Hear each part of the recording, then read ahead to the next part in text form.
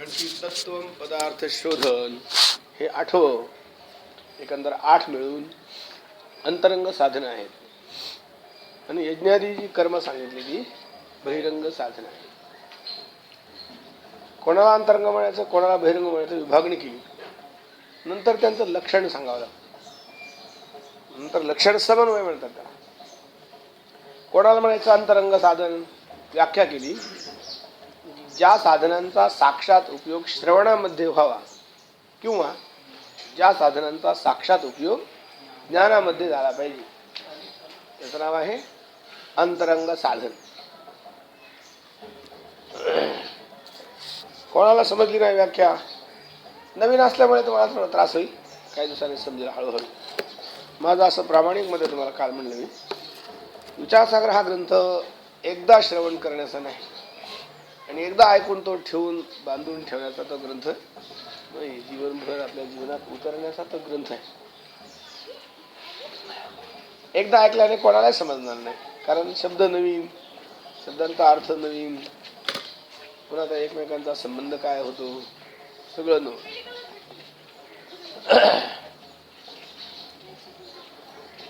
तर ज्याचा श्रवणामध्ये किंवा ज्ञानामध्ये साक्षात उपयोग होतो, प्रत्यक्ष फल होतं, त्यांना म्हणायचं अंतरंग साधन. म्हणा कोणी इकडून बारी लावू.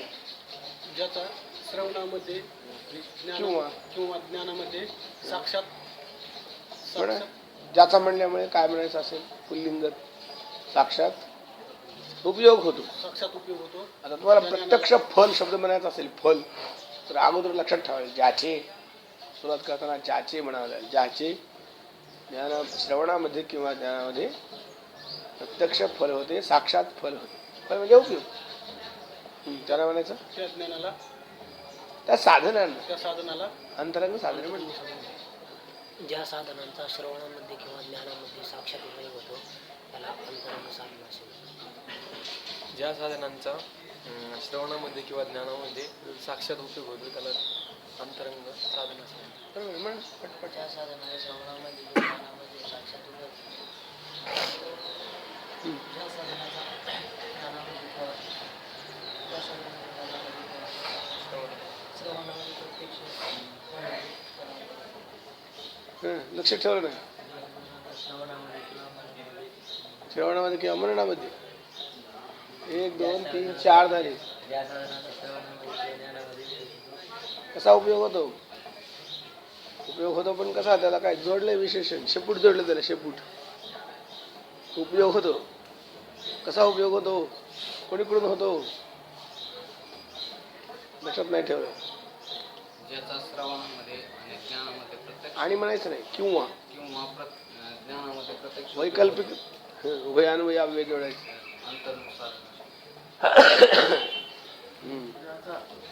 किंवा आणि आणीतला फरक माहिती का?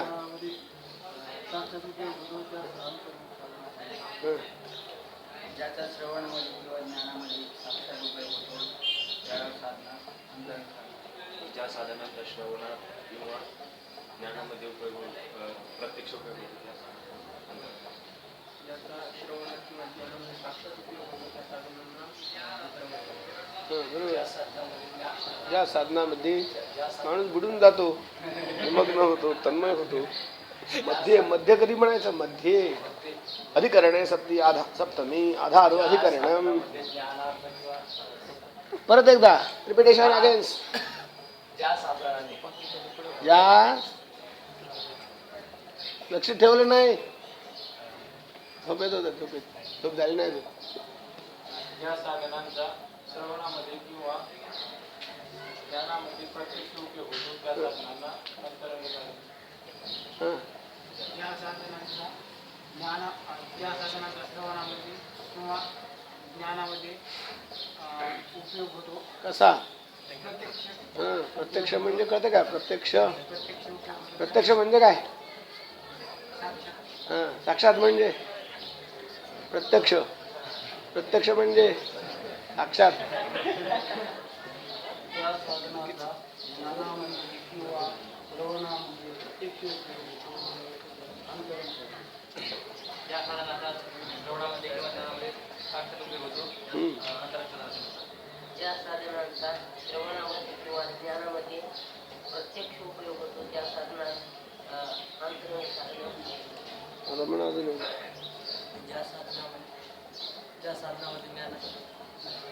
खिरणार महाराजांची इतक्या लोकांचं तुम्हाला लागलं नाही, त्यांचं कसं काय लागलं बा?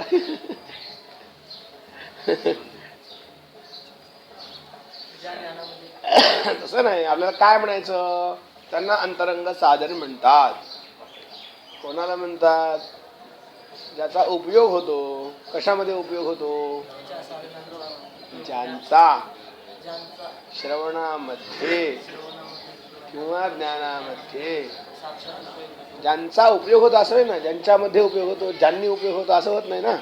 उपयोग होतो, ज्यांचा उपयोग होतो. का ज्यांनी उपयोग होतो, का ज्यामध्ये उपयोग होतो असं होत नाही. ज्यांचा उपयोग होतो. कसा उपयोग होतो? प्रत्यक्ष साक्षात उपयोग होतो. कशामध्ये उपयोग होतो? श्रवणामध्ये किंवा ज्ञानामध्ये. दोन शब्द ह्यांचा काय समज ध्यानातच राहत नाही. हे नवीन कशामुळे म्हणायचं, श्रवण काऊन म्हणायचं, लगेच ज्ञान कसं काय म्हणायचं, सगळा गोंधळ होतो.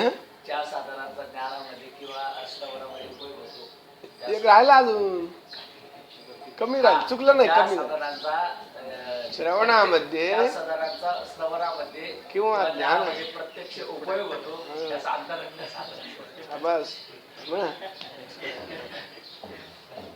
ज्या साधनांचा ज्ञानामध्ये किंवा श्रवणामध्ये किंवा ज्ञानामध्ये श्रवणामध्ये किंवा ज्ञानामध्ये उपयोग होतो त्या संदर्भात. ज्ञानाच्या अगोदर श्रवण असेल. दोन फलं असतात. कधी साधनही एक फळ होत असत, कधी साधन सुद्धा फळ होत अगोदर. समजा आपल्याला घर बांधायचंय, घर बांधण्यासाठी साधन सामग्री लागते, ती सुद्धा मिळवावी लागते ना. पहिल्यांदा ते साधन फळ झालं, नंतर त्या साधनाने अजून पुढे साधन साध्य होत. जर ज्ञानाच्या अगोदर श्रवण असेल, तर श्रवण कशाने होते? त्या साधनांचं अनुष्ठान करावं लागेल. पहिल्यांदा श्रवण साध्य आहे. श्रवण कशाचं साध्य? कशाने घडतं श्रवण? विवेक, वैराग्य, समाधी, संपत्ती आणि मुमुक्षुता एवढी साधनं असतील तरच माणूस वेदांताचं श्रवण करतो, नाहीतर श्रवण करणार नाही. आता परीक्षा द्यायची असेल, काय उत्तीर्ण व्हायचं असेल, काय बक्षीस डिग्री मिळवायची असेल तर हे शिकतो. परीक्षेत अभ्यासक्रमातच आल्यावर काय करतात नाईलाजाने, ते वेगळं. पण स्वतःहून ज्यावेळी प्रवृत्ती होते कुठल्याही प्रयोजनावर असेल, त्यावेळी ह्या गोष्टी असल्या पाहिजे तरच तो होणार प्रवृत्त, नाही तर नाही. आज वाकून तुमच्या शरीराला एवढा काय फायदा व्हायचा नाही. चांगलं बस असं खाली, फायदा होणार त्याचा. शरीराला तर उपयोग झाला पाहिजे.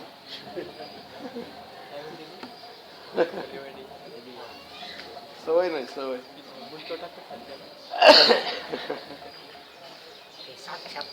साक्षात उपयोग आणि प्रत्यक्ष फळ. साक्षात आणि प्रत्यक्ष या ठिकाणी पर्याय समजायचे थोडा वेळ. फल म्हणा किंवा उपयोग म्हणा, अगोदर शब्दांचा अर्थ सांग. प्रत्यक्ष म्हणलं काय आणि साक्षात म्हणलं काय, त्याचा अर्थ एक. साक्षात म्हणजे मध्ये कोणताही माध्यम न घेता लगेच अव्यवहित उत्तर क्षणी. नाही समजत ना? अव्यवहित कळतं का? अव्यवहित समजेल, हळूहळू समजेल. येणार आहे व्यवहित, अव्यवहित येणार आहे. व्यवहित म्हणजे दूर लांब असलेलं. काय माहिती तुम्हाला? आलंय का? अव्यवहित, न व्यवहितमिति अव्यवहितम. व्यवहित म्हणजे दूर. एखादी गोष्ट आता म्हणली राम म्हणल्यानंतर 1 2 3 4 क्षणी नंतर म म्हटला, तर रामाच्या नंतर अव्यवहित दुसऱ्या क्षणी म नाही आला. हा, राम असं म्हटलं तर रामाच्या नंतर लगेच म येतो. राम, राम कृष्ण हरी असं लवकर म्हणलो आपण. राम कृष्ण हरी म्हणलो तर रामाच्या नंतर अव्यवहित उत्तर क्षणी हरी नाहीये, मध्ये कृष्ण आहे. म्हणून राम शब्दाचा कृष्णाशी साक्षात संबंध आहे आणि हरी शब्दाशी राम शब्दाचा कृष्ण शब्दाच्या द्वारे परंपरा संबंध आहे. कळलं का? साक्षात म्हणजे त्याच्यानंतर लगेच दुसऱ्या क्षणात ते असते, तेव्हा त्याचा साक्षात संबंध म्हणायचा. मध्ये कोणी नाही. आणि कोणाच्या द्वारे संबंध होईल तेव्हा तो परंपरा संबंध.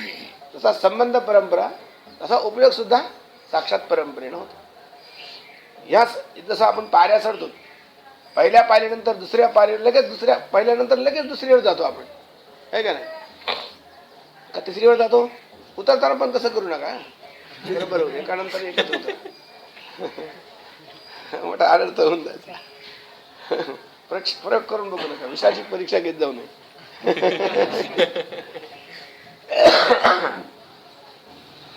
प्रथम पायरीचा दुसऱ्या पायरीशी साक्षात उपयोग, दुसऱ्या पायरीसाठी साक्षात उपयोग, प्रत्यक्ष उपयोग होतो.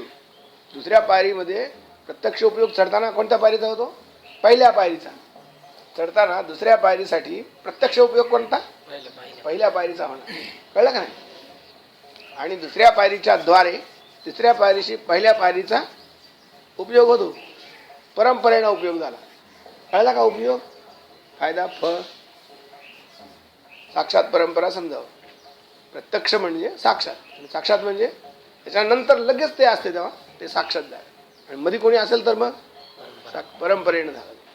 परंपरया संस्कृतमध्ये सांगायचं, परंपरया कृपया नाही होतं ते. मग समजलं अंतरंग बहिरंग साधनांचं लक्षण, व्याख्या समजली.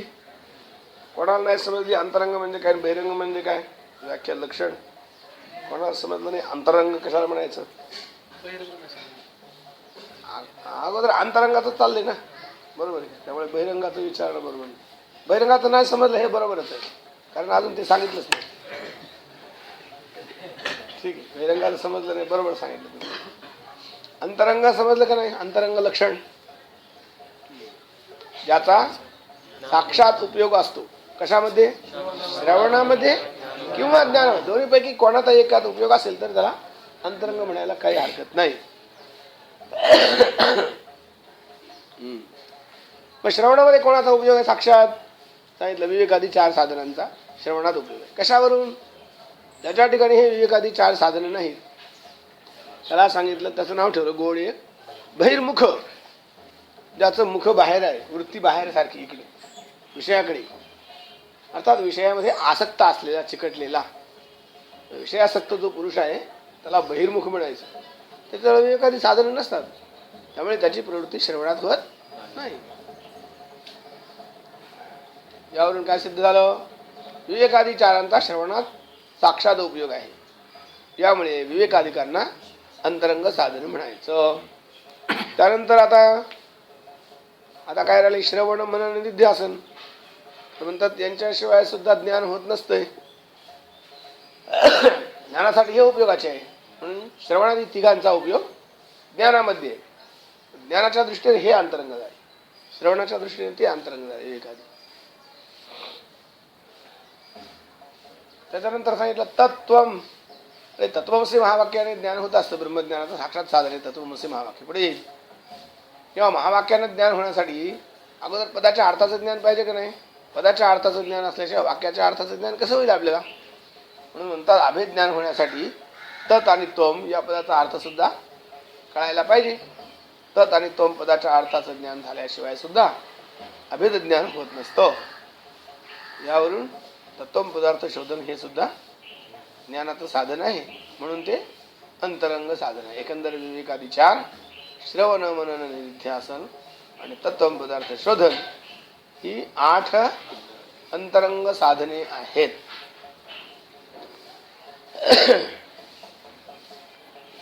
इथपर्यंत आलो आपण.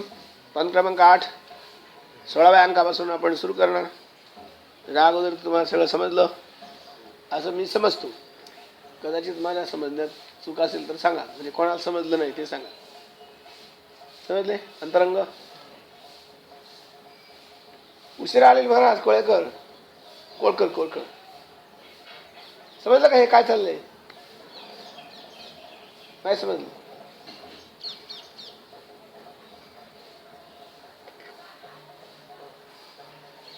5 मिनिट अगोदर यायला पाहिजे, आहे का नाही?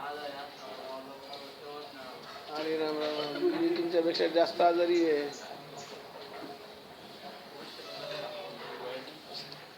मग गैरहजर असल्यास समजायचं नाही ना.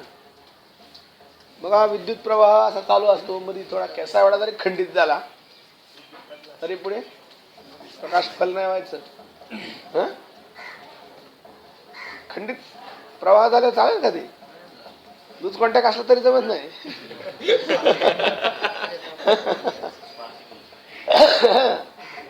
लूज सुद्धा चालत नाही, खंडित तर चालतच नाही.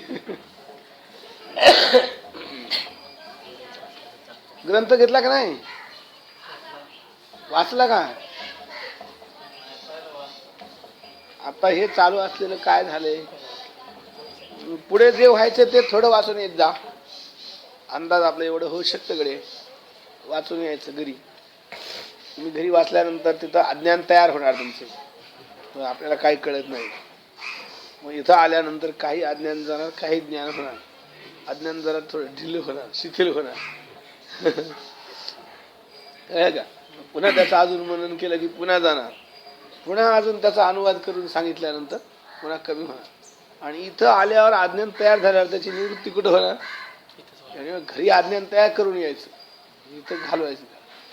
त्यासाठी काय करायचं, वाचून यायचं. ती नव काहीच माहित नाही आपल्याला, वाचून यायचं. काय समजत नाही बा, एवढं कळतं, लक्ष ठेवावं लागेल. आपल्याला काय समजलं नव्हतं, जास्त कोणतं समजलं नव्हतं, त्याच्याकडे जास्त लक्ष देणार आपण. तर आता बहिरंग साधन म्हणजे काय? अंतरंग जे साधन त्याच्या उलट, ज्याचा श्रवणातही उपयोग होत नाही आणि ज्ञानातही उपयोग होत नाही, म्हणजे साक्षात उपयोग होत नाही, हा त्याचा अर्थ समजा. ज्या साधनाचा श्रवणात किंवा ज्ञानामध्ये साक्षात उपयोग होत नाही, त्या साधनाचं नाव बहिरंग. म्हणा पांडुरंग महाराज. ज्या साधनाचा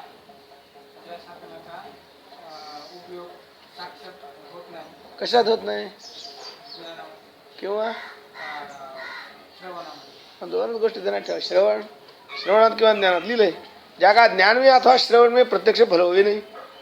ज्ञानात तर नाही, त्याच्या अगोदर श्रवण असतं, त्याच्यातही नाही बा. कळलं का? ज्ञानामध्ये तर होत नाही आणि श्रवणात सुद्धा ज्याचा प्रत्यक्ष उपयोग होत नाही. ज्ञानामध्ये अथवा श्रवणामध्ये जर उपयोग झाला असता तर अंतरंग साधनाच्या ओळीत बसलं असते ती जाऊन. कळलं? पण त्याचा ज्ञानामध्ये उपयोग होत नाही किंवा श्रवणात सुद्धा साक्षात उपयोग होत नाही. मग काय फळ आहे त्याचं? किंतु अंतःकरण की शुद्धी ज्या का फल होय. अंतःकरणाची शुद्धी हे ज्याचं फळ असतं. ज्याचं फळ अंतःकरणाची शुद्धी एवढंच आहे. श्रवण किंवा ज्ञान हे त्याचं फळ नाही, म्हणजे साक्षात नाही. त्या साधनाचं अनुष्ठान झालं की अंतःकरणाची शुद्धी होणार, बस. पुढे श्रवण आहे, पुढे त्याच्यानंतर शेवटी ज्ञान आहे. तर याचा साक्षात उपयोग श्रवणातही होत नाही, पुढे ज्ञानातही होत नाही. कळलं का? नाही समजत? नाही समजलं? काय समजलं? काही उपयोग होत नाही का? काहीच उपयोग नाही का त्याचा? बिलकुल काही सुद्धा उपयोग नाही का? काहीही उपयोग नाही असा आहे का? नाही. मग काय उपयोग आहे? अंतःकरण शुद्धी. श्रवणातही उपयोग होत नाही, ज्ञानही होत नाही, जाऊ दे ना. मग काय करायचं? काहीही उपयोग होत नाही का मग त्याचा? नाही. तर काय उपयोग आहे? अंतःकरणाची शुद्धी हे त्याचं फळ असतं. त्याला काय म्हणायचं? बहिरंग साधन म्हणायचं. असं कोण आहे हो? प्रश्न विचारा. ऐसे यज्ञाधिक कर्म दिले का? असं कोण आहे? यज्ञाधिक कर्म. बघा वाचा, मराठी करा. ज्याचा ज्ञानामध्ये अथवा श्रवणामध्ये प्रत्यक्ष उपयोग होत नाही, परंतु अंतःकरण, तर अंतःकरणाची शुद्धी हे ज्याचं फळ आहे ते ज्ञानाचे बहिरंग साधन म्हटले आहे. असे कोण आहे? असे यज्ञाधिक कर्म आहे. ज्याचा असं म्हटलंय. आता ज्याचा हे पुल्लिंगात होतं ना, ज्ञानामध्ये अथवा श्रवणामध्ये प्रत्यक्ष फल लिहिले पुढे. हे काय करायला पाहिजे? हिंदी भाषेमध्ये नपुंसक लिंग नसतं. काही शब्दांचा विभाग पुल्लिंगात, काही शब्दांचा विभाग स्त्रीलिंगात केला. नपुंसक लिंग नसतं. मग आपल्या भाषेनुसार करायचं. इस पेड़ का फल बड़ा अच्छा है, बढ़िया है, पेड़ का फल असं म्हणणं. नपुंसक लिंग त्याच्यामध्ये नाही, त्यांची भाषा आहे. आपल्या भाषेनुसार करून घ्यायचं ते. प्रत्यक्ष फल म्हणायचं असेल तर ज्याचे ज्ञानामध्ये किंवा श्रवणामध्ये प्रत्यक्ष फल होत नाही, किंवा ज्याचा असं पुल्लिंगातच ठेवायचा असेल तर फल शब्दाचा पर्याय उपयोग असं म्हणा. प्रत्यक्ष उपयोग भाषेच्या दृष्टीने आपल्याला बरोबर आलं पाहिजे, सिद्धांतही बरोबर समजला पाहिजे, सगळंच समजावं लागते. नंतर काय काय करायचं सगळंच करावं लागतं. काय काय करायचं म्हणजे यांचा प्रत्यक्ष उपयोग होत नाही, परंपरेने होतो का? याची व्याख्या जाईल. प्रत्यक्ष उपयोग होत नाही, मग काय उपयोग होत नाही का? अंतकरणाची शुद्धी एवढा उपयोग आहे बा. याचा अर्थ अंतकरण शुद्धी झाला त्याचा उपयोग झालाच की. म्हणून तर बहिरंग साधन म्हणले. जर त्याचा उपयोगच नसता तर साधनच त्याला म्हटलं नसतं. ते साधनच झालं नसतं, यादी केलीच नसती. बहिरंग का होईना परंतु ते साधन आहे ना, म्हणून सांगितलं. साक्षात उपयोग नाही, याचा अर्थ परंपरेने उपयोग आहे. मग कशाच्या द्वारे? जे फळ सांगितलं त्याच्याद्वारे. काय फळ सांगितलं? अंतकरण शुद्धीच्या द्वारे उपयोग आहे. जसं शेतकरी आपण सगळे तुम्ही माहित असता, आता शेतात काम केलं तर शेतकरी नुसते बघण्यासारखेच राहिले कसे शेतकरी. शेतामध्ये पीक येत आहे, उगवतं ना पीक, तर पीक कशाने येत आहे? पाणी घातल्यावर. पाणी घातल्यावर. एवढ्या मोठ्या शेतात कोण कुठं पाणी घालून म्हणजे दिल्यावर. पीक पीक ज्वारी, गहू, बाजरी, काय काय असेल ते, कापूस, तूर, सोयाबीन पेरल्याने उगवते. पेरल्या उगवते. जमीन तशी असली पाहिजे, जमिनीत वापसा असली पाहिजे, पेरल्याने उगवते. बरोबर आहे का नाही? वापसा वापसा म्हणजे पाऊस पडलाय, वापसा झाली. वाफले म्हणतात तुमच्याकडे? वापसा नंतर उगवल्या वाफले म्हणतात. पेरण्याच्या अगोदर जी व्यवस्था असते, जमिनीची स्थिती, त्याला वापसा म्हणतात. वापसा झाल्यावर पेरतात. तुमच्याकडे काय? तुमच्या भागात काय म्हणतात? मला त्या भागात जाऊन फिरून बघावं लागेल, शेतकरी लोकांच्या सोबत राहावं लागेल, शेतात जावं लागेल, प्रत्यक्षात ते काय म्हणतात ऐकावं लागेल. काय झालं? वापसा म्हणतात ना. तुमच्याकडे काय? कोणता जिल्हा तुमचा? धुळे. तुमच्याकडे काय ऐराणी बोलतात? थोड्या थोड्या भागात वेगळं वेगळं बोलतात, आपल्याला नाही सांगता येणार.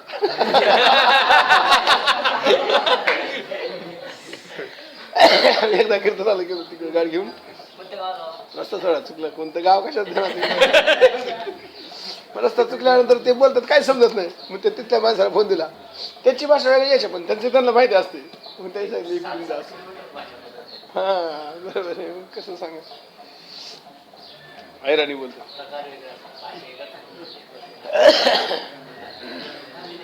समजून सांग अवघड बा. जाऊ द्या. ज्या जमिनीत पेरल्यावर उगवतं अशी जी जमिनीची स्थिती असते तिला वापसा म्हणतात. बरोबर आहे का? चांगलं उगवण शक्ती झाली, उगवली पाहिजे. बरोबर, भरपूर पाऊस पडलेला असतो, एकदम चिखलात पेरता येत नाही, थोडं सुकावं लागतं वरून. करणार ऐकलं का नाही? काय दुसरंच काहीतरी चालला विचार. जमीन वरली झाली, चिखलात पेरतात का? नाही. काही भाग आहे असं, तर ते भाताचं पीक इकडे त्र्यंबकेश्वरला वगैरे असं पाण्यातच पेरावं लागतं. आपले बैल पाण्यात पायच देणार नाहीत. त्यांना सवय त्या बैलाला. असं द्या, ते भाताचं पीक सोडून दुसरे पीक जरा. तर पेरल्यावर उगवतं असं समजा. पेरल्यावर उगवतं म्हणलं नांगराचं कशाला, पाळी कशाला करायची, त्याचा काय संबंध आहे? बरोबर आहे की नाही? नांगरणी पाळी करून शेत नरम केलं पाहिजे आणि स्वच्छ निर्मळ केलं पाहिजे. आणि नंतर पेरल्यावर उगवते. पेरल्यावर उगवतं हे जरी खरं असलं तरी त्या नांगरणीचा पाळीचा वेचणीचा काही उपयोग नाही पिकामध्ये, असं नाही. जमीन चांगली करण्यासाठी, मशागत करण्यासाठी त्याचा उपयोग आहे का नाही? तसं हे कर्म उपासना अंतकरण स्थिर शुद्ध करणार, स्थिर करणार. शेतात नांगरलं की जमीन निर्मळ होणार, गवत मरून जाणार, पाळी घातली की नरम होणार. आडवी पाळी, उभी पाळी, काय लई पाळ्या खातात लोक. नरम करतात. नंतर पाऊस पडला, वापसा झाली की पुन्हा एकदा पाळी घालायची, पेरायचं. मग या नांगरणीचा पाळीचा काही उपयोग नाही का? पीक येण्यासाठी साक्षात काही संबंध नाही. साक्षात उपयोग आहे पेरणीचा, आहे का नाही? काय उपयोग नाही असं नाही, परंपरेने उपयोग आहे.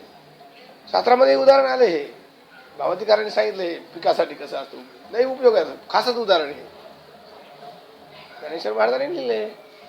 निवृत्तीने केले चाडे वगैरे, त्यात पेरलं उगवलं असं सगळं सांगितलं ज्ञानेश्वर महाराजांनी, उपयोग केले.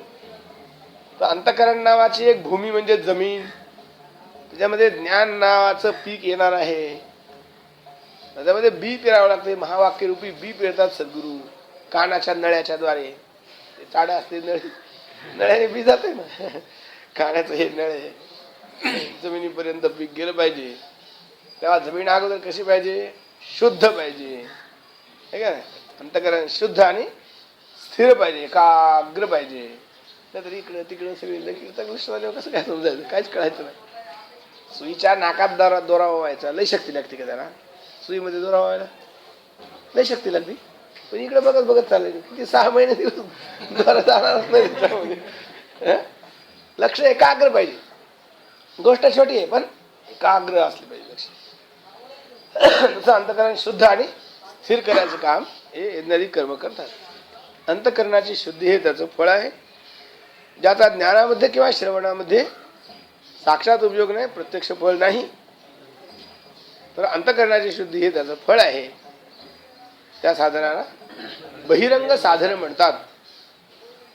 असं कोण आहे प्रश्न विचारला तर, असे यज्ञादी कर्म आहेत अशी. यज्ञ यज्ञ पाहायला कुठं केलेलं कोणी, आदी शब्दाने काय काय घ्या, तीर्थयात्रा, अन्नदान, गंगा स्नान, जप, तपश्चर्या, योग याग जप तप तीर्थ व्रत सेवा, काय करायचं करा ते. श्रौत कर्म, स्मार्त कर्म, कुठे धर्मशाळा बांधली परोपकारासाठी. आपल्याकडच्या धर्मशाळा आहे ना, नावाचं विडंबन आहे. धर्मशाळा म्हणजे कोणीही या तिथे राहा, त्याला कोणी लग्न लावलं. मी त्याचा खरा अर्थ सांगतोय ना, हे विडंबन आहे ना, हे नावाचं विडंबन आहे. तिथे कोणी या राहा, तिथे व्यवस्था असते, आपलं आपण साडून स्वच्छ करून निघून जायचं, टॅक्स नाही काही नाही. तिथे यात्रेकरू जे प्रवासी असतात त्यांच्या थांबण्याची व्यवस्था करण्यासाठी असते. ती धर्म होण्यासाठी, धर्माचं काम ज्या शाळेत होतं त्याचं नाव धर्मशाळा. सगळं अधर्म होतं त्याचं नाव धर्मशाळा ठेवली. हे व्यवसाय, धर्म नाही. धर्मामध्ये उद्दिष्ट नसतं काय मिळवायची इन्कम. दान आहे, दानामध्ये पुष्कळ दान आहे. अन्नदान आहे, वस्त्रदान आहे, औषधी दान आहे, भूमिदान आहे, गोदान आहे, सुवर्णदान आहे, पुष्कळ आहे. शास्त्रामध्ये रक्तदान निषिद्ध आहे. रक्तदान हे आता हे लोकांनी काढले रक्तदान. कोणाचं खाल्लेलं काय काय खाल्लं त्याचं रक्त आपल्या शरीरात घेतल्यावर काय काय बरं बुद्धी कशी होऊन जाणार. जरी त्याचा ग्रुप 1 असला म्हणजे काय झालं. विज्ञानाच्या दृष्टीने ग्रुप 1 आहे, अध्यात्माच्या दृष्टीने नाही चालणार ते रक्त त्याचं. असू दे, हे सगळं आदी शब्दाने घ्यायचं. जप तप तीर्थ व्रत योग याग तीर्थ यात्रा काय काय सगळं धरा. तुळशीला प्रदक्षिणा करतो, गंगा स्नान करतो, ज्ञानेश्वरी पारायण करतो. विचारात जायते ज्ञानम पारायणात, काय विचारात जायते ज्ञानम पारायणात चित्तशुद्धी. ज्ञानेश्वरीच्या पारायणाने चित्तशुद्धी होणार. ज्ञानेश्वरी ग्रंथांचा विचार केला, अर्थाचा विचार केला तर त्याने ज्ञान होणार. विचारात जायते ज्ञानम पारायणात चित्तशुद्धी. यज्ञ कळालं का, आदी शब्दाने काय, तीर्थ यज्ञ, तीर्थ जप तप व्रत काय असेल ते सगळं नमा, दान आदी शब्द. यज्ञाधिक कर्म ही बहिरंग साधन आहे. शंकाकार पूर्वपक्षी बघा, शंका म्हणतो हो तुम्ही याला बहिरंग साधन म्हणलेच कसं. खरं म्हणजे हे साधन नाही. यज्ञाधिक कर्म हे साधनच नाही. तर त्याचं फळ सांगतो आहे का, पूर्वपक्ष म्हणतो. यद्यपि म्हणजे शंका समजायची. पूर्वपक्ष आला की यद्यपि यज्ञाधिक कर्म संसार के साधन है. यज्ञाधिक कर्म ही संसाराची साधने, संसाराची. यज्ञ केला तर स्वर्गाची प्राप्ती होते. अग्निहोत्रं जुहुया स्वर्ग काम. ज्याला स्वर्गाच्या प्राप्तीची इच्छा असेल त्याने अग्निहोत्र नावाचा याग करावा. गंगा स्नानाचं फळ सांगितलं काय? कुशावरती करिता स्नान त्याचे वैकुंठी राहणे. गंगा गंगेत यो ब्रूयाद योजनानाम विषयैरपि मुच्यते सर्व पापेभ्यो विष्णुलोकम स गच्छति. विष्णुलोकाला जातो तो. वैकुंठ भुवनी घर केले, वैकुंठामध्ये जाणार. नामस्मरणाचं फळ सांगितलं. वैकुंठ स्वर्ग कैलास वगैरे लोकाची प्राप्ती म्हणजे काय झालं? खेड्यातला माणूस शहरात आला. जरा फरकच आहे ना. तिथे व्यवस्था वेगळी, इथे व्यवस्था वेगळी. त्याने सर महाराज म्हणतात ना तरी नगरांतरी वसली तरी नागराची म्हणी. नगरात बसला की नागर झाला. नादर तुझ्याकडे म्हणतात. नादर झालं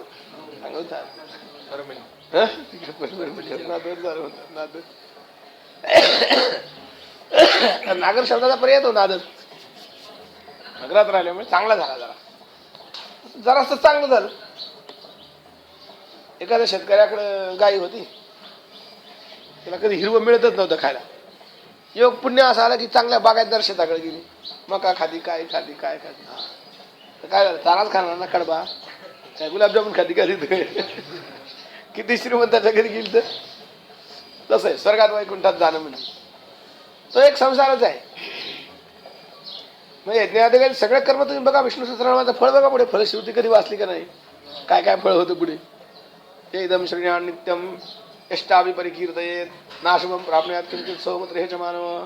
पुढे वर्णन आले भरपूर. काय काय होते, काय कोणाला काय होतं, कोणाला काय होते. गंगा स्नानाचं फळ सांगितलं, नामस्मरणाचं फळ सांगितलं, वैकुंठ वगैरे सगळं सांगितलं फळ. आता साधू संतांनी त्याचं फळ सांगितलं तो भाग वेगळा, तो वेगळ्या दृष्टीने सांगितलं. पण जिथं जिथं गंगा स्नानाचं वर्णन येईल शास्त्रात पुराणात पुढे तर तिथं फळ आहे. यज्ञाधिक कर्म हे संसाराची साधने असताना तुम्ही त्यांना बहिरंग साधन कसं म्हटलं? अंतकरणाची शुद्धी सुद्धा त्याचं फळ म्हणणं बरोबर नाही, अशी पूर्वपक्षाची शंका. आक्षेप पूर्वपक्ष करतो का? पूर्वपक्ष शंका घेणार असतो तो त्याला पूर्वपक्ष म्हणायचं. काय म्हणतो पूर्वपक्ष? खरी ना? पूर्वपक्ष काय म्हणतो? यज्ञाधिक कर्म ही संसाराची साधने आहेत. संसाराची साधने आहेत. तुम्ही यज्ञाधिक कर्म करा, बघा काय मिळतं तुम्हाला. शास्त्रात काय फळ सांगितलं बघा. गंगा स्नानाने वैकुंठाची प्राप्ती होते. वैकुंठ म्हणजे काय? मोक्ष. तो एक संसार आहे. सांगितलं ना. खेड्यातला माणूस शहरात आला म्हणजे काय झालं? जरा सुधारणा झाली, बाकी काही नाही. जरा कपड्यात राहणीमानामध्ये थोडा फरक झाला, चालण्यात बोलण्यात जरा. पुन्हा खेड्यात गेला म्हणतो अरे सुधारला ना जरा तू.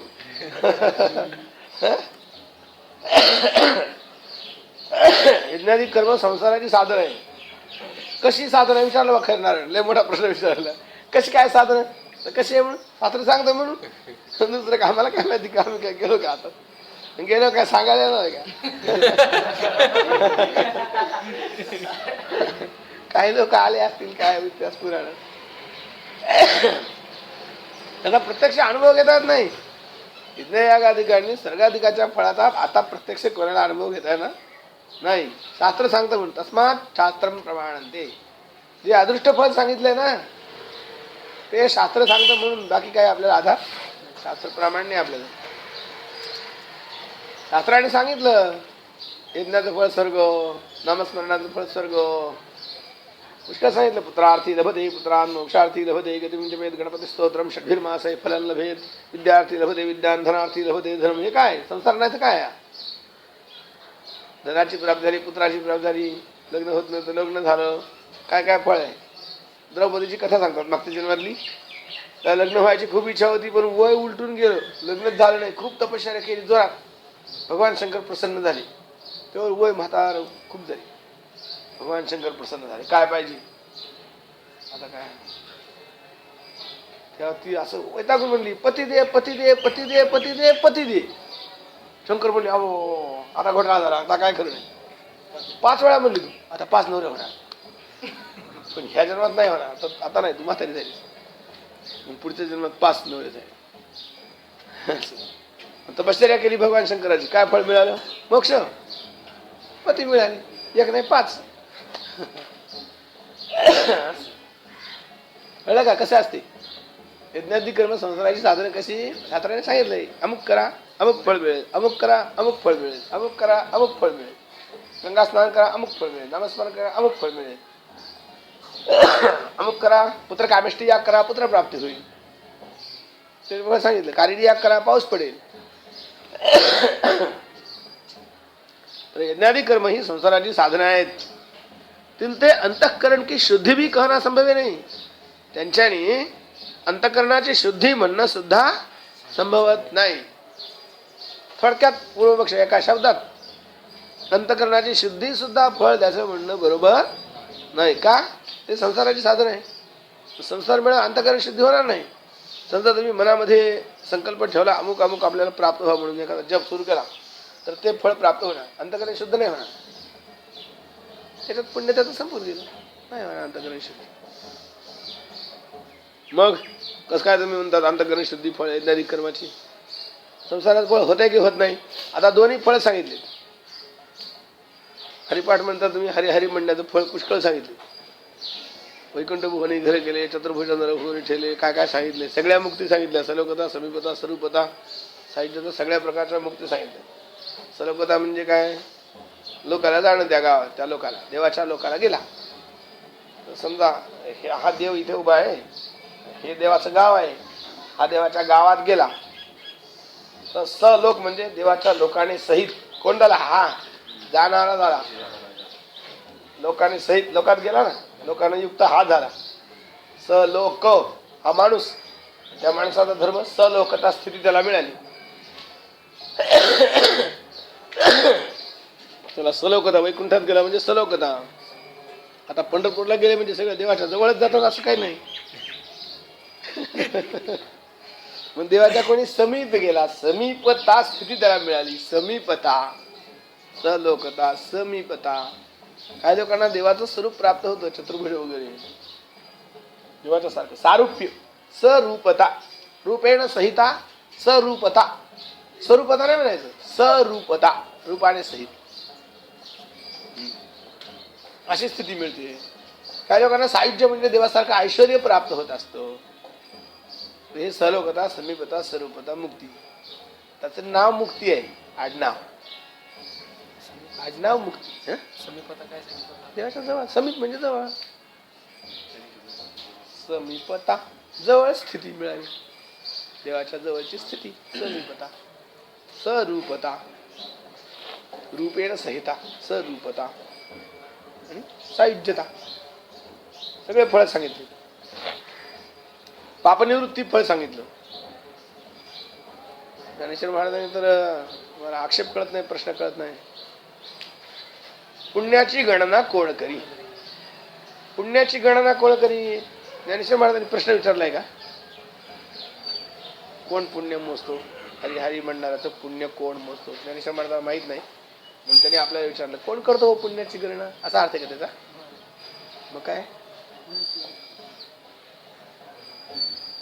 पुण्याची गणना कोण करतो असा प्रश्न नाहीये, त्याला आक्षेप म्हणतात. काय आहे तो? आक्षेप. आक्षेप म्हणजे कोण करतो पुण्याची गणना, याचा अर्थ त्याचं पुण्य कोणीही मोजू शकत नाही. आणि नियम असा आहे, पुण्याला तर निश्चित माप असतच. किती पुण्य करा ते पुण्य संपणार आहे.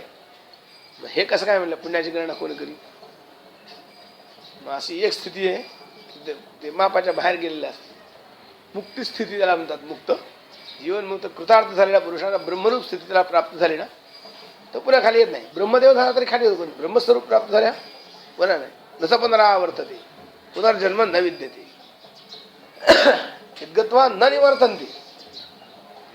अशी एक स्थिती आहे. यद्गत्वा न निवर्तन्ते कळतं काय? यद गत्वा यस्मिन गत्वा, जिथं गेला असता गत्वा न निवर्तन्ते.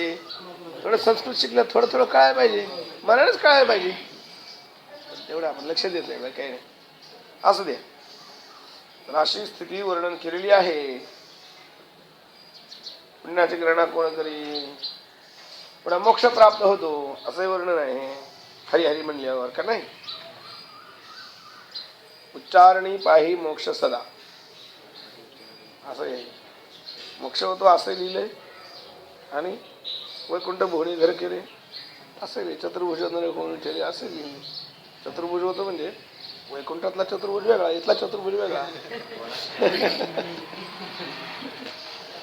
इथे 2-4 हात म्हणतात ना, याचे करून टाका बरं 2-4 हात आता बद्द झाले.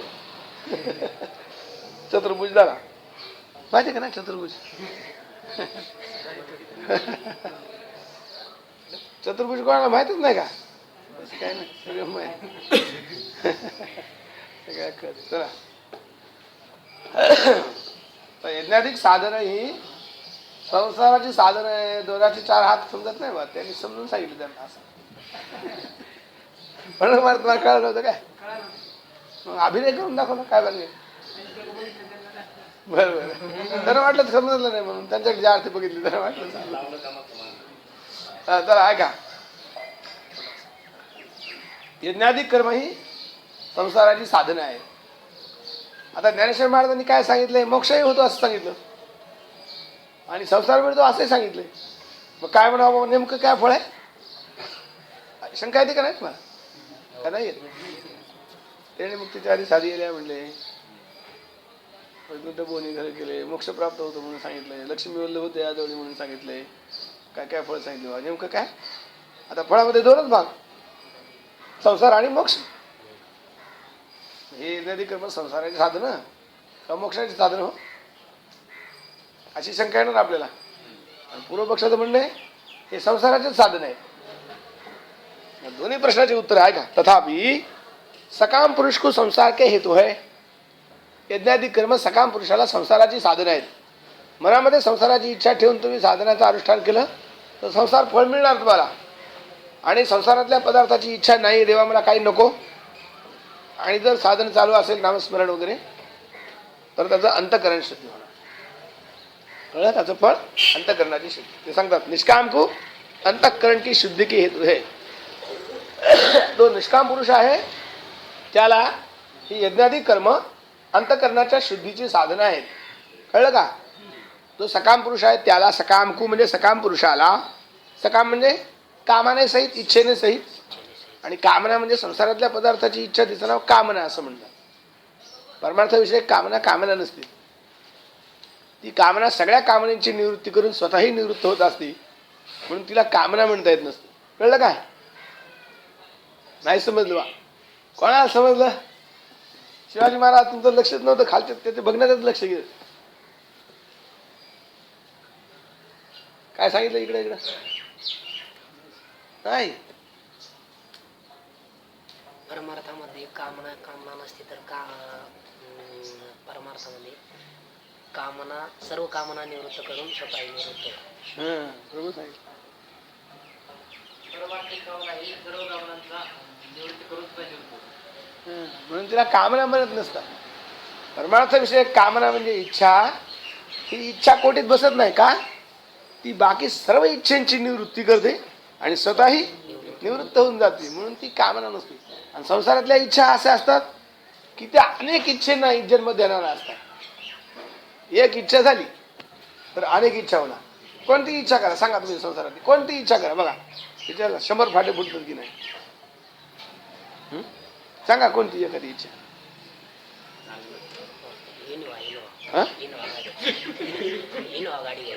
इनोवा गाडी घ्यायची. बाबा गाडी घ्यायची म्हणजे कशी घ्यायची गाडी, पैसे नाहीत, मग आता काय करावं लागेल, हे करा ते करा, इकडे कुठं पुन्हा गाडी घ्या, गाडी उभी करू का. आधी गाडी उभी करायलाच जागा नाही, तिथून तयारी लागणार. पुन्हा ड्रायव्हर, पेट्रोल, अवघडच काळ. काय काय करावं. एवढी मोठी गाडी रिकामी दारात उभी ठेवता येत नाही. काय मग तुमच्याकडे काय कार्यक्रम करतात की नाही, काय सप्ताह त्याला बरंच जोडायचं, मध्यस्थी घालायची, कोणी दलाल घालायचं. अरे बाप बाप, एवढ्या भानगडी, ऍक्सिडेंट झाला, काय झालं, पंक्चर झालं, काय. डॉक्टर तिकडे जातो, आपला ड्रायव्हर मध्येच म्हणतो ते असं झालंय, तिथून फोन करतो, सगळी गाडी खाऊन टाकणार ड्रायव्हर, स्वतःला नाही गाडी चालत आली. आता एवढी मोठी गाडी आपण गाडी चालवायला आपली किंमत नाही, काय ड्रायव्हर नाही, काय नाही, काय महाराजाची किंमत काय करा, ड्रायव्हर ठेवायला जमत नाही, स्वतः गाडी चालवायला येत नाही, आणि मागच्या सीट रिकामीच वाटतात, काय एवढी रिकामी गाडी, दुसऱ्या बसवलं तर फुकट बसले वाटते.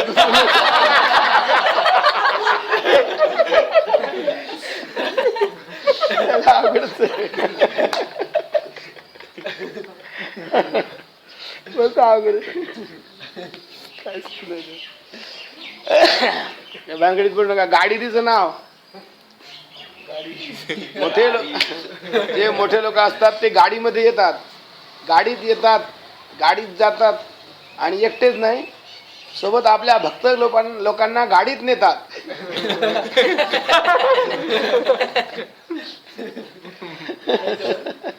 गाडीत येतात, गाडीत जातात, भक्तांना गाडीत नेतात, गाडीत आणतात. तिचं नाव गाडी, खरंय नाव, पण लोकांना कळत नाही. जाऊ द्या. भोगी काम वाढे इंधने आगीसी हाकाक चढे. तुकाराम महाराज म्हणतात विषयी काय विषय सविता कोण तृप्त झाला, इंधन निर्माण अग्नी कोठे. न राहतो काम कामेन उपभोगेन शाम्यती, न राहतो काम कामानां उपभोगेन शाम्यती, हविषा कृष्णवर्त्मेव भूये व अभिवर्धती. त्यामुळे संसारातली कामना अनेक कामनेना जन्म देणारी आहे, कधीही कामना नष्ट होणारी नाही. परंतु ही कामना अशी आहे स्वपरनिर्वाहक. काय म्हणायचं त्याला, स्वतःचाही निर्वाह करते आणि दुसऱ्यांचाही निर्वाह करते, म्हणजे सगळ्या कामना निवृत्त करते आणि स्वतः पण शांत होऊन जाते. काय त्रास हा कामना ही आवले आता करू चेष्टा, निष्ठळ द्रष्टा व्यसनाची स्थिती प्राप्त होणार, कृतार्थ जीवन प्राप्त होणार. म्हणून सकाम पुरुषाला, सकाम शब्दाचा अर्थ संसाराची ज्यांना इच्छा आहे ते सकाम पुरुष. त्या सकाम पुरुषांना यज्ञादी कर्म हे संसाराचे हेतू आहेत, आणि निष्काम पुरुषांना ते अंतकरण शुद्धीचे हेतू आहेत. कळलं काय काय चाललं होतं. यज्ञादी कर्म संसाराची साधनं आहेत, त्यांनी अंतकरणाची शुद्धी सुद्धा म्हणणं संभवत नाही असं पूर्वपक्षी म्हणत होता. त्याचं उत्तर असं झालं की सकाम पुरुषांना ती संसाराची साधनं आहेत आणि निष्काम पुरुषाला अंतकरणाची शुद्धीची हेतू आहेत. म्हणा पांडुरंग महाराज.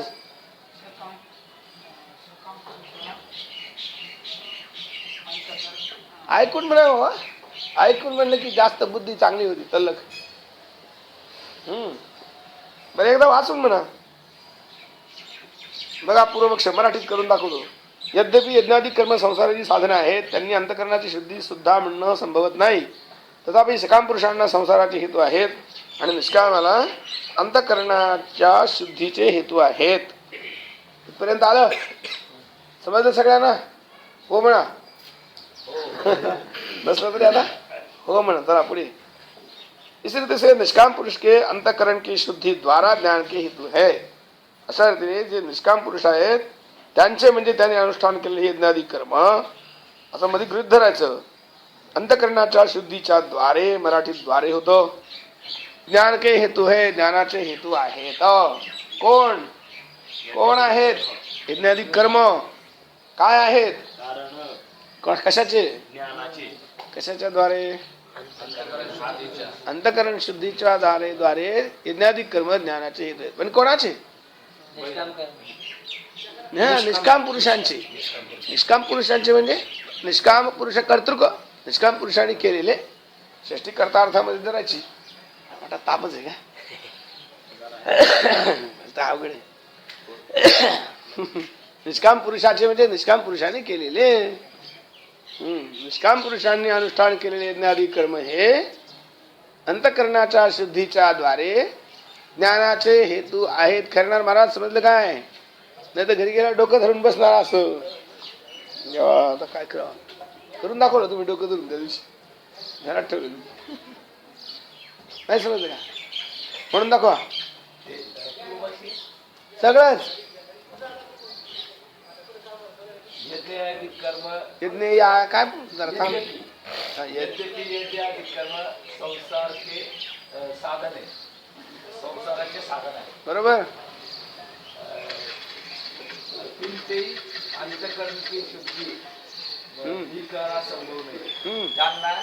त्यांच्याने त्यांच्याने अंतकरणाची शुद्धी सुद्धा अंतकरणाची सुद्धा शुद्धी सुद्धा सुद्धा बी म्हणजे सुद्धा होतंय ही मराठी. अंतकरणाची शुद्धी ही अंतकरणाची शुद्धी सुद्धा म्हणणं संभवत नाही. कहना करणं संभवत नाही. करणार नाही, कहना संभव नाही, करणं म्हणणं संभवत नाही. तथापि सकाम पुरुष तू तत तसं सकाम पुरुष आहे का तिथं? जे नाही ते वाचू नका, आहे तेच वाचा. संसारचे हेतू हे संसारिक पुरुष संसारिक पुरुष हेतू आहे. काय वेड्यासारखं लक्ष देत नाही, काय नाही. हा मी काय कोणत्या भाषेत सांगितलं? माझं लक्ष देऊन ऐकायला पाहिजे होतं का नव्हतं? आता सांगा, आतापर्यंत काय केलं? इतका वेळ केला ना. सकाम पुरुषांना संसाराचे हेतू आहेत संसाराचे हेतू आहे आणि निष्काम पुरुषांना आणि निष्काम पुरुषांना अंतकरणाच्या शुद्धीचे हेतू आहेत. अंतकरणाच्या शुद्धीचे हेतू आहे. कोण?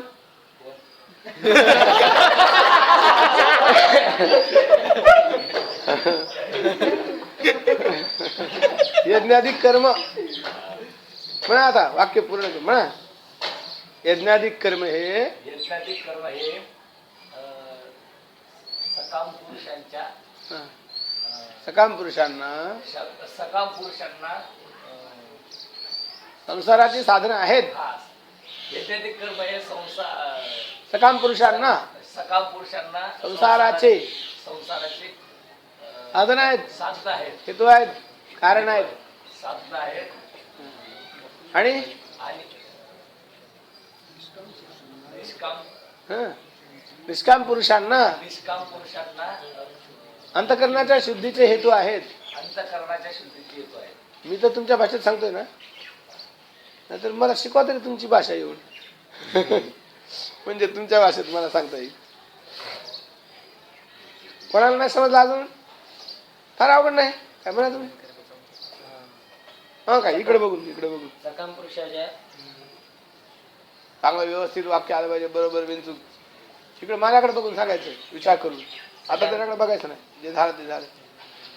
सकाम पुरुषाच्या इच्छेद्वारे सकाम पुरुषाच्या लक्ष नाही. बंद बारी समजी. शिवाजी महाराज बोला. यज्ञयागादी कर्म सकाम पुरुषांना झालं ते कशाला म्हणतात? एकदा झालं त्याच्यातून निघालो आपण कसं तरी. यज्ञादी कर्म सकाम पुरुषांना संसाराची साधने आहेत आणि निष्काम बरोबर आहे. निष्काम पुरुषांना अंतकरणाच्या शुद्धीचे साधने आहेत. बरोबर आलं. अजून कोणाला मागे ऐकतात का? लक्ष देऊन म्हणा. मग लक्ष देऊन ऐकलं तरी एखादा असला ना हुशार, त्याच्या समोर ग्रंथ असायची काहीच गरज नाही. मला असं वाटतं. असं एखादा बाहेर माणूस निरंतर लक्ष देऊन ऐकलं तर त्याला येईल नाही, त्याला डोक्यात बसणार नाही. ओळीनच कशाला पाहिजे? का नाही? यज्ञाधिक कर्म हे सकाम पुरुषांना यज्ञाधिक कर्म हे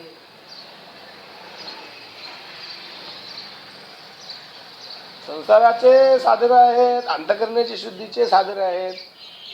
वेगवेगळे माणसं आहेत दोन. एक सकाम आणि एक निष्काम. पुरुषाचे दोन भेद केले. एक सकाम पुरुष, एक निष्काम पुरुष. दोघे एकाच साधनाचं अनुष्ठान करतात. यज्ञयागादी साधन एकाच साधनाचं अनुष्ठान करतात. साधन एकच, करता वेगवेगळा झाला. कशामुळे?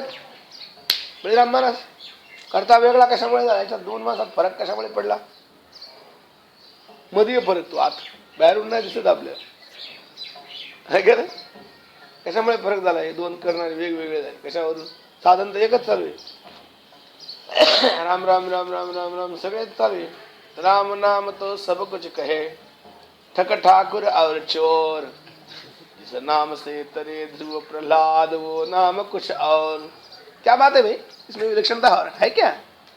विलक्षणता और कुछ है ही अंदर है, वो अंदर की बात राम जाने।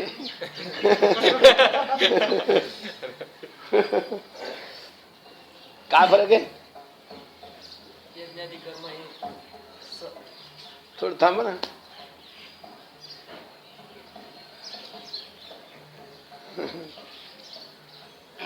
साधन एकच आहे, करणारे दोन आहे.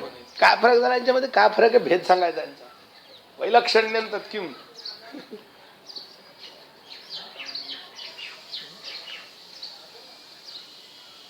काय फरक आहे शिवाजी महाराज दोन्ही मध्ये? एक माणसात काय फरक आहे? हा माणूस कसा आहे? सकाम. आणि हा तर माणूस झाला सकाम निष्काम. त्याचा धर्म काय होणार? कामना. सकामत्व निष्कामत्व त्याचा धर्म होते डोक्यावर बसला. सकाम तर माणूस झाला, सकाम निष्काम.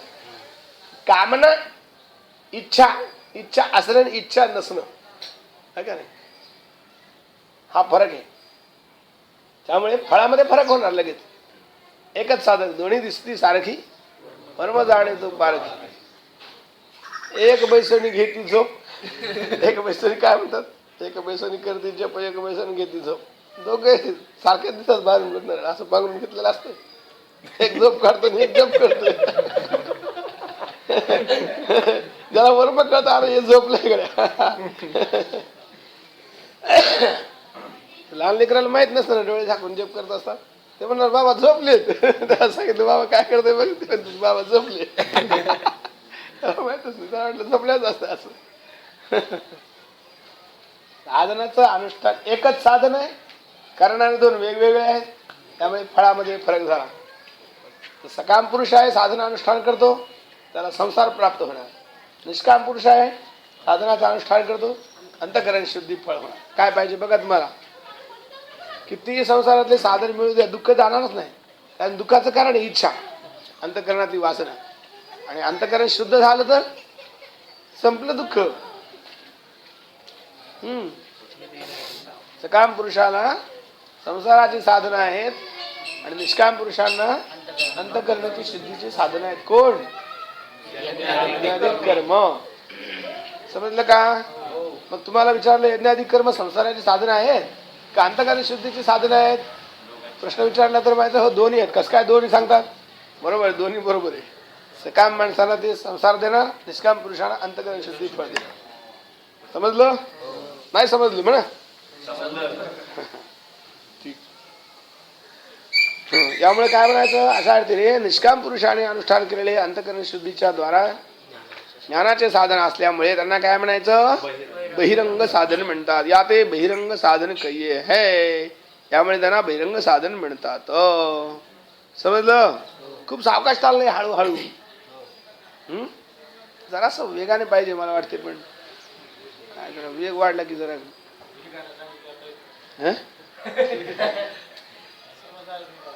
नाही समजायचं. नवीन आहे ना, सावकाशात संस्कार झाले पाहिजे. काय एका वर्षात जास्त प्रॅक्टिस केली वाटतं तर रात्रभर. आता परीक्षा द्यायची कोणता तरी बोल म्हणजे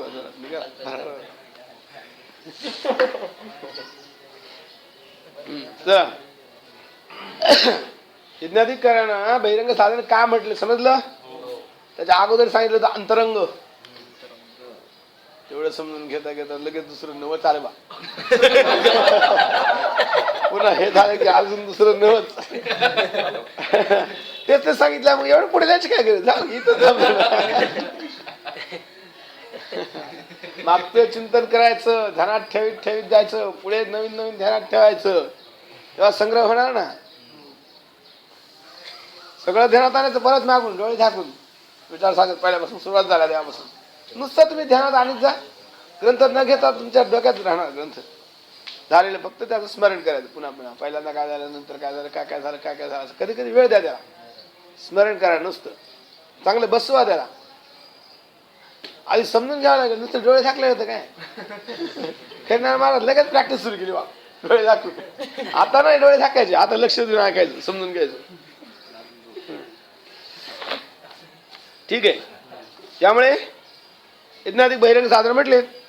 विवेकाधिक अंतरंग साधन काही आहे आणि विवेकाधिकांना अंतरंग म्हटलेलं आहे. हे तर माहितीच झालं आपल्याला. आता प्रश्न म्हणतात हे अंतरंग आणि बहिरंग शब्दशः अर्थ नाही सांगितलं तुम्ही आम्हाला, व्याख्या सांगितली. काही शब्दशः अर्थ सांगावा लागतो, लक्षण सांगावं लागतं. शब्दशः काय अर्थ होतो?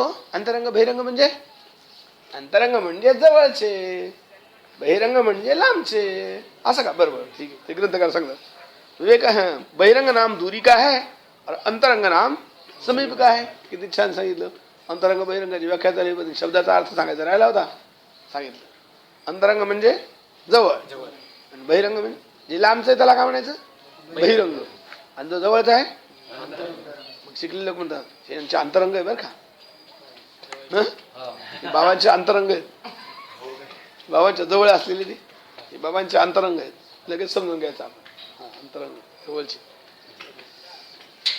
अंतरंग बहिरंग. जे जवळचे असतात त्यांना काय म्हणायचं असतं आणि जे लांबचे त्यांना बहिरंग. बळीरंग नाही, बळी महाराजांनी असं केलं मला वाटलं ते स्वतःलाच म्हणतात काय. डोक्याला बरोबर नाही गेलं जास्त ऐकून जरा विरंगुळा थोडा मधी मुद्दाम काय करीत नाही. बहिरंग म्हणजे दूर, जे लांब आहे त्यांना म्हणायचं बहिरंग आणि जे जवळ आहे त्यांना म्हणायचं. ठीक आहे. आता यज्ञाधिक लांब कसे, जवळ कसे, कोणाच्या जवळ ते समजून देतात, जुळून दाखवायचा अर्थ बरोबर त्याला. यज्ञाधिक कर्म हे दूरचे कसे असं जुळून दाखवायचं बरोबर. प्रत्यक्ष घटना एखाद्या ज्ञानाचं काय ज्ञान साध्य त्याच्याजवळ, म्हणजे ज्ञानाची प्राप्ती करण्यासाठी निघाला तो, तर मग त्याच्याजवळ काय काय असते ते सांगतात. यज्ञाधिक कर्मावर तिनके साधन, यज्ञाधिक कर्म आणि त्याचे साधन कोण असतात? स्त्री धन पुत्रादी, पत्नी पुत्र धन वगैरे, ही काय यज्ञाधिक कर्माची साधनं असतात. ही कर्माची साधनं म्हणून जवळ घ्यायला सांगितले शास्त्रांनी, याचा संग्रह करायला. आणि यज्ञाधिक कर्म तरी कशासाठी करायचे? अंतःकरण शुद्धी झाली पाहिजे. मनुष्य जन्म आहे, लवकर लवकर मोक्ष मिळाला पाहिजे, फार फार कामं करायचे असतात. अंतःकरण शुद्धीपासून त्याला सुरुवात करायची असती. अंतःकरणाची सिद्धी होणार यज्ञाधिक कर्माने आणि यज्ञाधिक कर्माची सिद्धी होणार या स्त्रीधनपुत्राधिकांनी. त्याच्यासाठी पाहिजे हे साधनं. आता जो ज्ञानाचा अधिकारी आहे त्याचं अंतःकरण शुद्ध आहे का नाही? का नाही? काय माहिती म्हणून आम्हाला काय माहिती? जो ज्ञानाचा अधिकारी त्याचं अंतःकरण शुद्ध आहे का नाही आम्हाला काय माहिती म्हणा? असं काय माहित नाही. आतापर्यंत सांगत आले की त्याचं अंतःकरण शुद्धी झालेली असते, त्याची निष्काम कर्माने उपासनेने चित्त स्थिर झालेलं. अधिकाऱ्याचं वर्णन केलं की ज्याचा जो विवेक आहे, सगळा संसार नाशवान आहे, आत्माचा विनाशी आहे. म्हणजे नाश काय ते माणूस टाकून दे म्हणून सांगावं लागते, टाकून देतच असतो. जो विषामृत ओळखे तो अमृत काय सांडू शके? ज्ञानेश्वर महाराज म्हणतात ज्याला माहीत झालं एका कलशात विष आहे आणि एका कलशात अमृत आहे, तो काय अमृत टाकून विष पित असतो का? त्याला फक्त कळायला उशीर आहे की हे खराब आहे म्हणलं की लगेच टाकून दे. त्याला माहीत झालं संसार नाशवान आहे, नको. वैराग्य होणार लगेच. विवेक झाला की वैराग्य, मनाचा निग्रह आहे, इंद्रियाचा निग्रह आहे, शम दम श्रद्धा उपराम आहे, तितिक्षा आहे, मोक्षाची इच्छा आहे. मग त्याचं अंतःकरण अशुद्ध आहे का? नाही. मग अंतःकरण शुद्ध आहे तर अंतःकरणात शुद्धीची साधनं त्याला काय करायची? यज्ञाधिक कर्म. आणि कर्माचीच गरज नसल्यामुळे कर्माची साधने कशासाठी? पक्वाद वाजवायचाच नाही ठरवलं, पक्वाद कशाला जवळ? हा वाजवायचा ठरल्या जवळ पाहिजे. हा काय धरा ना तुम्ही साधन. रोज उठून कोणत्या तरी गावाला कीर्तनाला जायचं म्हणल्यावर गाडी पाहिजे. धंदा करायचा म्हणल्यावर, पण धंदाच नाही करायचा म्हणल्यावर कशाला गाडी? कोणाला लोकाला कशाला गाडी उभी? कशाला गाडी? तसं यज्ञाधिक कर्मच करायचं नसल्यास स्त्रीधन पुत्राधिक कशाला टाकून दे, काय संबंध नाही. ते सांगतात यज्ञादि कर्मार्थन के साधन स्त्रीधन पुत्राधिकन को त्यागे सज्ञान का अधिकारी आहे. तो यज्ञाधिक कर्म आणि त्याची साधन स्त्रीधन पुत्रादी हे सगळे सोडून दिलेला असतो, तो ज्ञानाचा अधिकारी आहे. बघा जगात ज्ञानाचा अधिकारी त्याच्याजवळ काय आहे? स्त्री आहे, पुत्र आहे, धन आहे, तो ज्ञानाचा अधिकारी आहे. काय एक माणूस संन्यास घ्यायला गेला दीक्षा, बायको बघले तर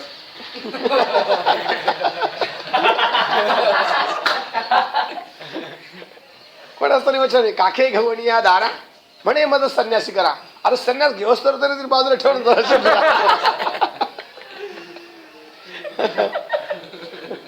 काखे घेऊन या दारा म्हणे माझं संन्यासी करा. अरे संन्यास घ्यायचा असल्यावर बायको मुलात पाहिजे काय साधू संत लिहिले मारवी आपल्याला कळत नवीनच सांगायची काय गरज होती. जर जो यज्ञाधिक कर्म आणि त्याची साधन स्त्रीधनी पुत्राधिकांचा त्याग करतो तो ज्ञानाचा अधिकारी आहे. मग त्याच्या जवळ आहे का हे नाही, लांब आहे. बरोबर. यज्ञाधिक कर्म काय झाले बहिरंग, बरोबर जुळून दाखवलं. ज्ञान के अधिकारी में यज्ञाधिक संभवे नाही या ते दुरी है, स्पष्ट करून सांगितलं. ज्ञानाचा जो अधिकारी आहे त्याच्या ठिकाणी यज्ञाधिक कर्म संभवत नसतात, यामुळे ते दूर आहेत. कसे दूर आहेत ते सांगितलं. बहिरंग शब्दाचा अर्थ काय दूर, आणि दूर कसे आहेत ते सांगितलं. अधिकाऱ्यापेक्षा दूर कसे लांब आहे ते, जवळ ठेवलेलं नाही. बरोबर. विवेकाधी जवळ आहे. ज्ञानाचा जो अधिकारी जवळ, विवेक कायम असणार, वैराग्य कायम असणार जवळच. शमदमादी कायम जवळ आहेत त्याच्या, थोडे सुद्धा जवळ ठेवलेले नसतात. लढाईला चाललेला युद्धामध्ये आहे, युद्ध चालू आहे त्यामुळे शस्त्रास्त्र कायम जवळ आहे त्याच्या, दूर ठेवून चालतं का नाही चालत. ते सांगतात विवेकादी ज्ञान के अधिकारी में संभवे है. विवेकादी ज्ञानाचा जो अधिकारी त्याच्या ठिकाणी संभवतात. यात समीप आहे. समीप म्हणजे जवळ. कोणत्या शब्दाचा अर्थ होता समीप जवळ? बहिरंग अंतरंग साधन. एकाच दोन्हीपैकी एकाच असेल ना. समीप अंतरंग. हा अंतरंग. विवेक अधिक हे अंतरंग आहे. चाललं होतं. अंतरंग म्हणजे काय जवळ. कसे काय जवळ असतात ते सांगितलं. विवेकाधी ज्ञानाच्या अधिकाऱ्याच्या जवळ आहेत. त्यात सुद्धा असा फरक आहे म्हणतात. वेळ आहे का आपल्याला?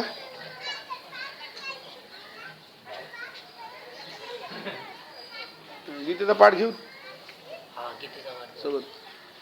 थांबू का मग इथे? बाद झाला. बस. जरा शंका समाधान जरा क्लिष्ट आहे थोडंसं, जास्त अवघड नाही. उद्या घेऊ उद्या. इनमें भी इतना भेद है, त्यात सुद्धा असा फरक आहे रहस्य.